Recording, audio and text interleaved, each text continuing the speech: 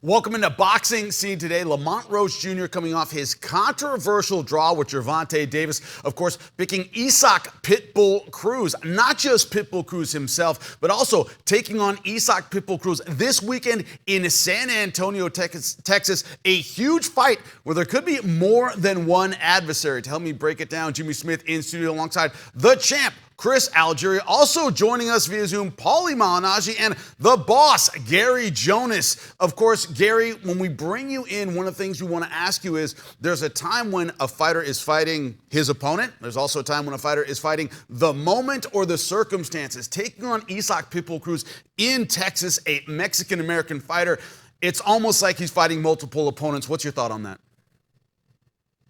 Yeah, I mean, that's a concern for us. When we accepted this fight, where we accepted it was an issue. We knew that the crowd would be heavily in favor of Cruz, and that's always a concern. It worries you. You can't ignore the fact that crowd noise does influence judges, right? The crowd is roaring every time Cruz will throw a punch, even if it gets blocked. Crowd will be quiet when Roach throws a punch.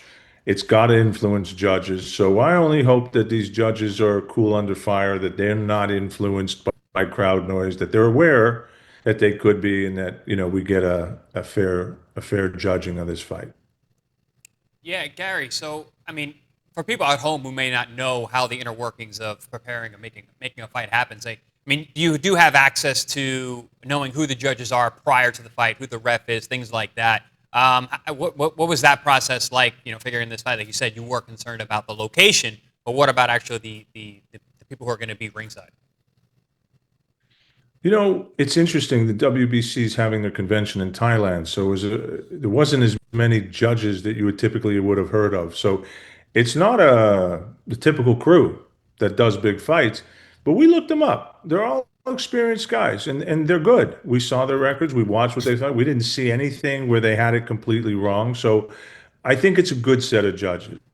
And again, no matter how good you are, if you're not used to doing 20,000 seat arenas where everybody's screaming for one guy, you got to be aware of it. So that's my only worry, but they do seem like they're very capable judges.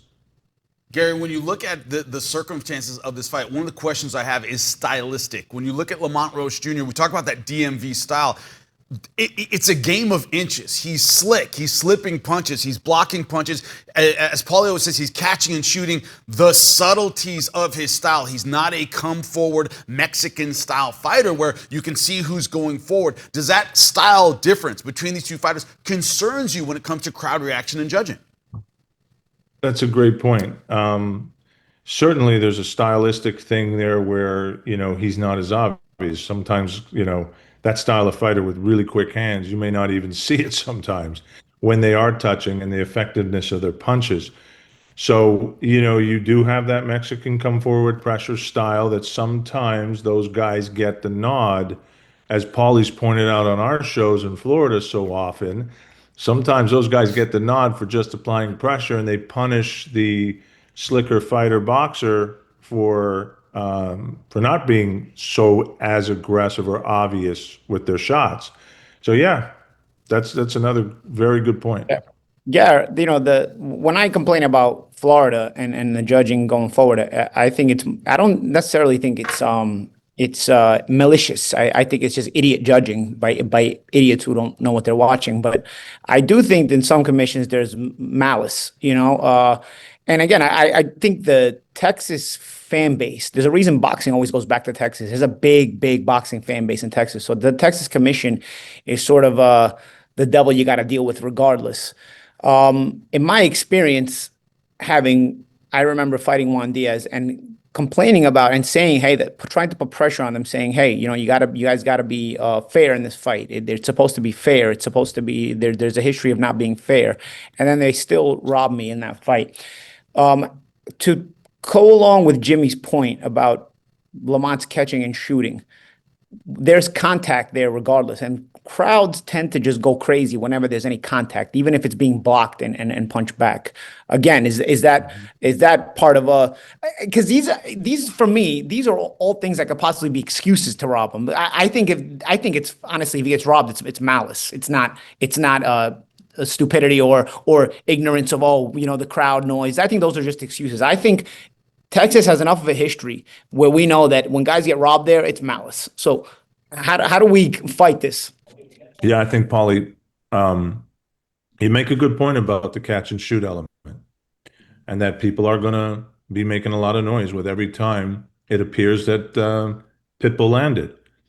So all we can hope is that these judges are not influenced by that, and that's probably means that they're going to have to be really, really good. We did look up, and we did notice that they didn't get any fights wrong. Their record's impeccable.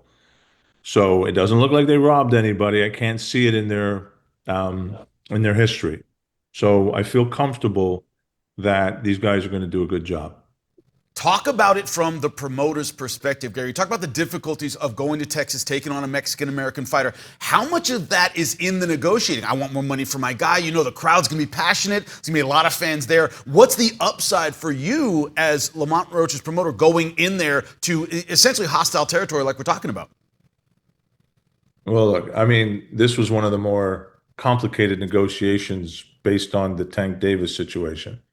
So obviously, in order for us to step aside peacefully and not do too much objecting to Tank taking the Jake Paul fight, a lot went into this in terms of what he was getting paid for this fight. So PBC made good on the situation, which I appreciate them doing so.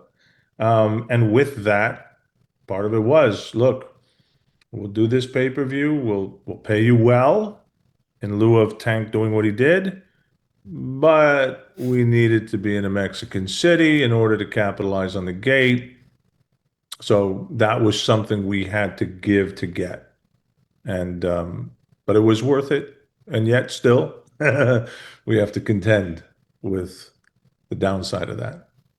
Yeah, well, Gary, we're all talking about the difficulty of where the fight is and who's involved, whether it be incompetence or there's some kind of conspiracy, like you're saying.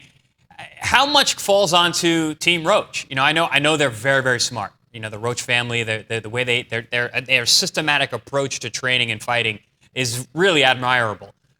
So how much goes into, listen, champ, you got to take this out of the judges. George Foreman famously said, yeah, the fight was fixed. Yeah, I fixed it with my right hand.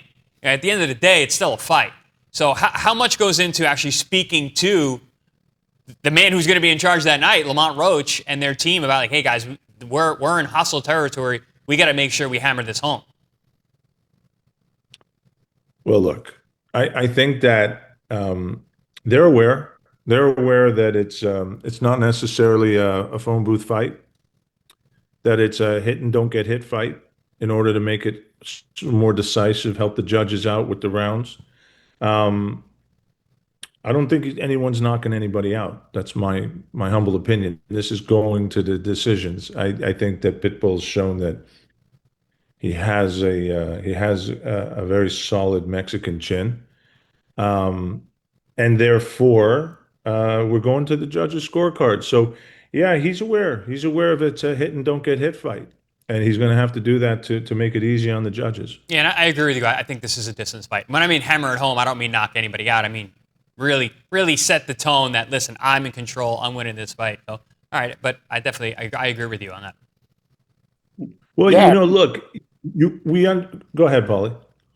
No, go ahead. I'll let you finish your thought because my thought segues into another part of the fight. It's one of those, stylistically, it's one of those fights where you guys tell me what you think, but what I expect to see is Pitbull's going to be in his face all night. Yep.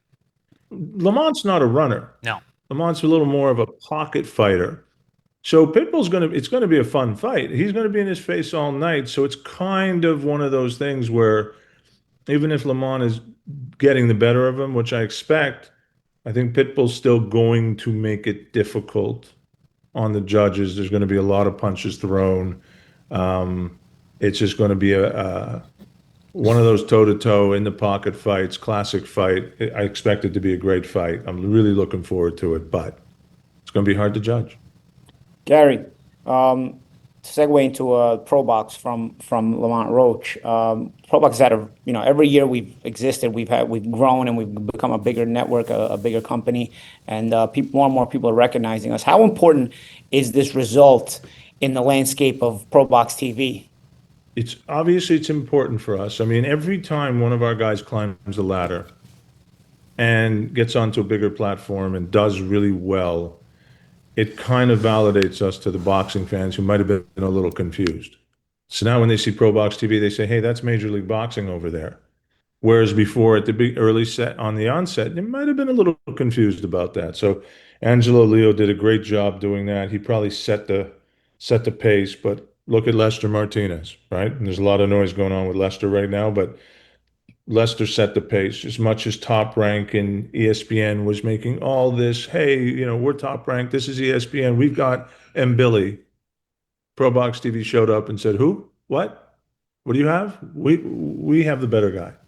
And we've been proving that on and on. So yeah, Lamont being and doing what he's doing, he's such a good ambassador of the brand. I can't say enough good things about Lamont Roach Jr. He's tremendous in every facet. So this kid deserves it. He deserves a after what happened with Tank. I'm hoping the gods are on his side. The universe is on his side. And but yes, it all bodes well for ProBox TV.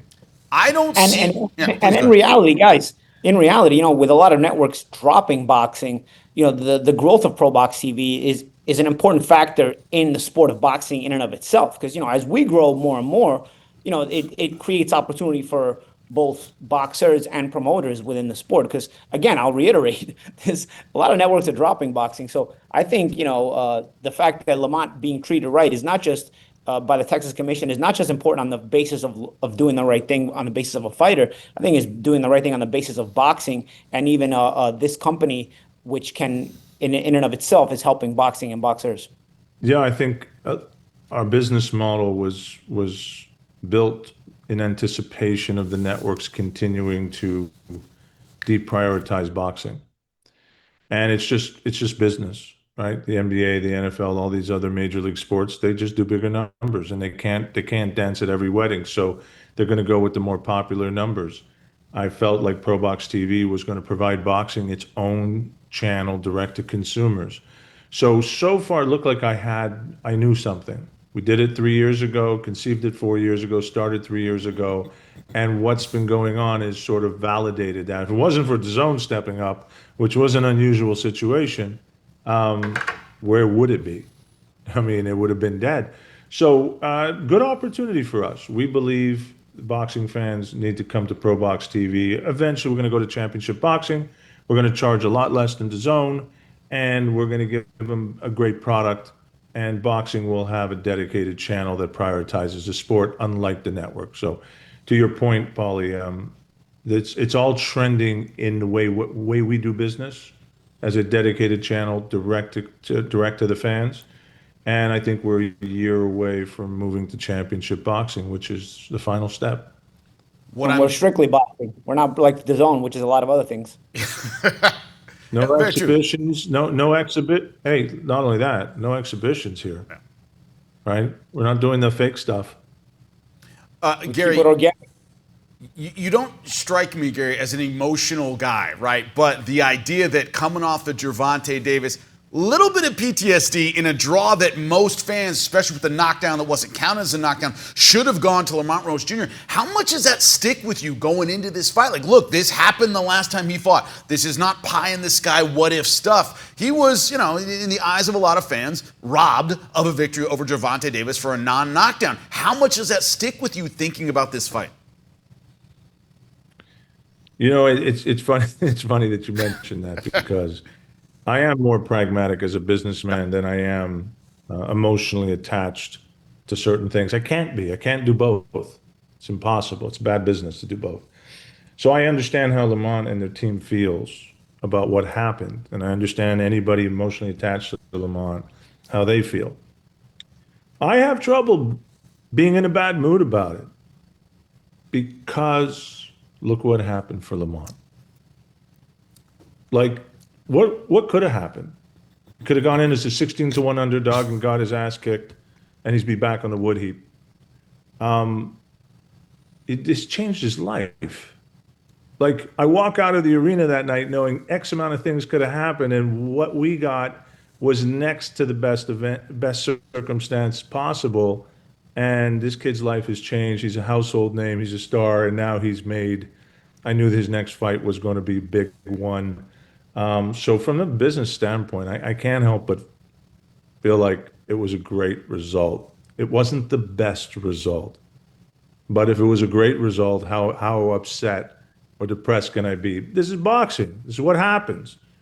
You can't complain about that. You know what you're up against. Now we're going to go into San Antonio, and I think he's going to absolutely shine and win convincingly. And it's just his brand and his stock is going to grow, and he's going to get a Shakur Stevenson fight for a lot of money. So what's to be upset about? Hey, I got to say, I love your positive attitude. Last time we're going to talk to you probably before the fight this weekend. What's your message to the fans? What's your parting shot? Message to the fan is, I know this may not sound like, oh, is this a real pay-per-view fight? It's not a mega fight. It's not. It's just a damn good one. It's really going to be, you're paying, for those of you who are paying $30 and $45 a month at the Zone, this fight will be fun. It's going to be a hell of a fun fight. It's going to be a good card. I'd say tune in and enjoy it. I think Pitbull and Roach are going to give you a great fight. I think we've watched pay-per-views that involve stars, and they're not great fights because they're not fighting equal fighters. I think Paulie would admit, Chris would admit, these guys are really, really high level, and this is two guys laying it on the line. I don't think anybody really can predict what's going to happen in this fight, and I find that more entertaining. Give me a superstar against a fight I know the outcome. I'd rather this fight. So that's my message to the fans. Tune in, enjoy. Lamont's a guy that's worthy of your attention. He's an ambassador. He holds the sport well. He represents it well.